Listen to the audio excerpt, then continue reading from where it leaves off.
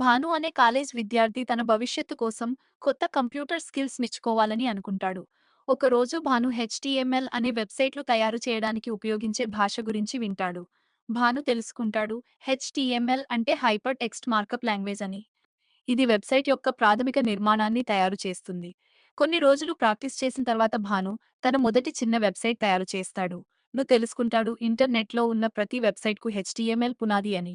తర్వాత భాను సిఎస్ఎస్ మరియు జావాస్క్రిప్ట్ నేర్చుకుని వెబ్సైట్లను ఇంకా అందంగా మరియు ఆకర్షణీయంగా చేస్తాడు. హెచ్టిఎంఎల్ స్కిల్స్ వల్ల భాను ఒక కంపెనీలో వెబ్ డెవలపర్ ఇంటర్న్షిప్ పొందుతాడు. హెచ్టిఎంఎల్ నేర్చుకున్న తర్వాత భాను ఇలా అనేక అవకాశాలు పొందగలడు.